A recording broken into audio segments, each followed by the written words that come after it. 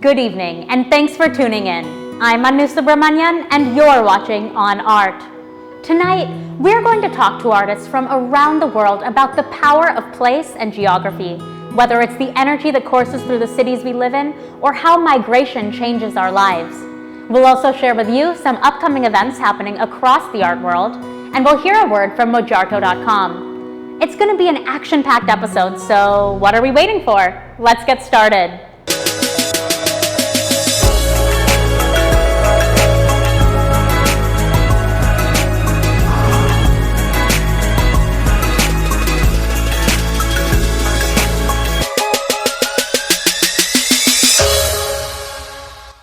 For our first story of the evening, we head to Delhi's Khirki extension, where Khoj residency space was incubating a series of exhibitions about migration and memory, specifically in India and Africa. Now, in light of recent events, this theme carried particular weight, and we spoke with the artists about how.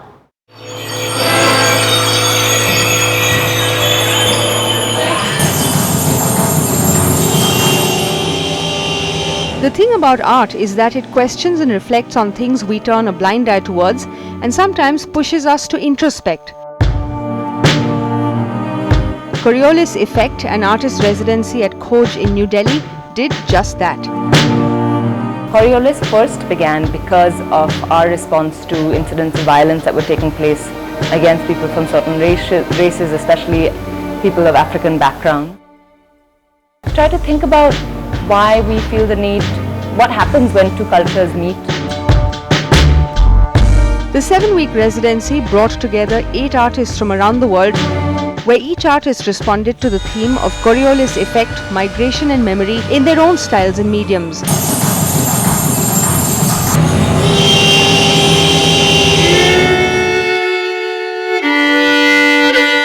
Bangalore-based artist Mahesh Shantaram, whose photographs captured estranged Africans living in India. So this project, it's about Africans living in India. The project actually started back in February, earlier this year. I think we all remember the horrific attack on the Tanzanian woman living in Bangalore. I think that incident moved me very deeply. That was the first time I realized that there were Africans living in Bangalore. So one of the questions in my mind was why don't we see them more often? Like when we walk down MG Road, we see Americans, Europeans, Indians from all over the world. We don't see Africans. And I just wanted to know about their daily life. And that was the first time I really understood the impact of everyday racism in India.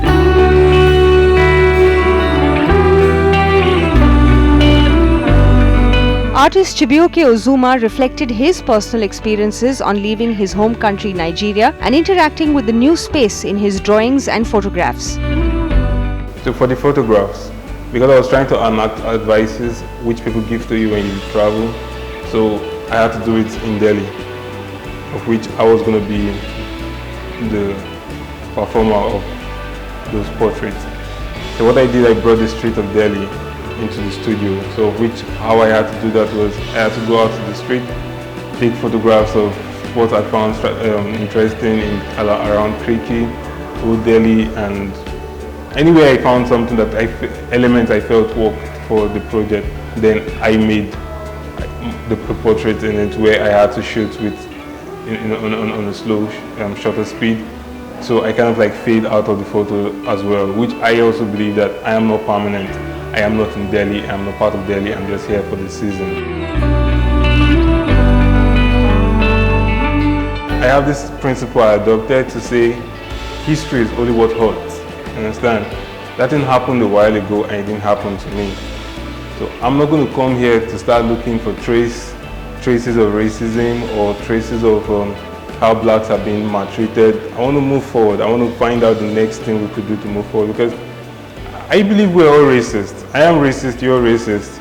We're just probably enlightened people that know you're not supposed to do something stupid over someone.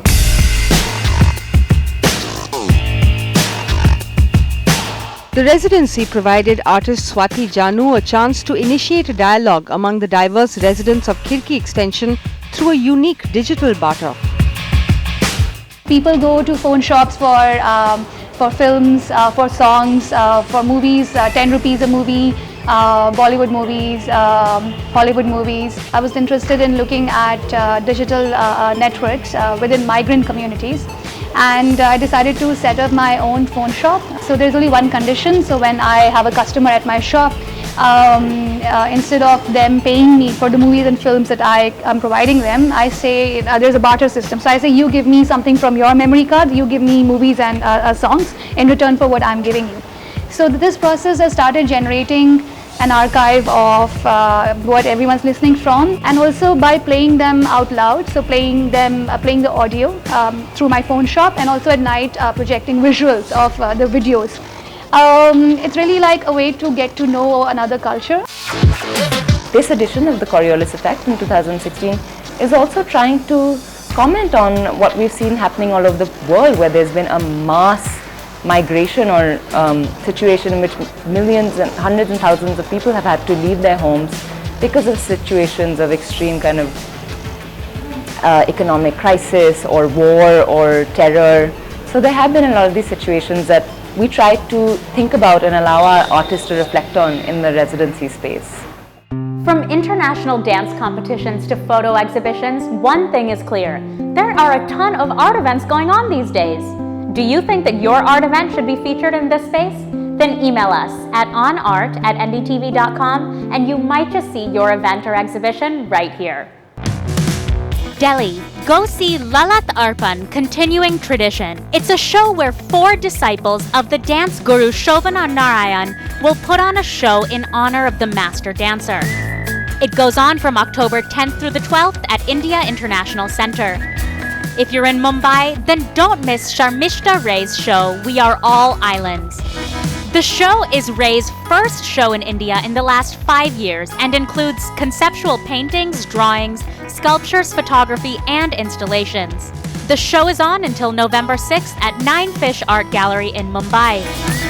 Chennai, if you want a flavor of Russia, then go to the International Russian Dance Gala, held at RC Center from October 8th through the 9th. Russian culture is celebrated through the traditional Russian folk and ballet dance. Delhi, the Old World Theatre Festival brings Ramayana alive at India Habitat Center on October 8th.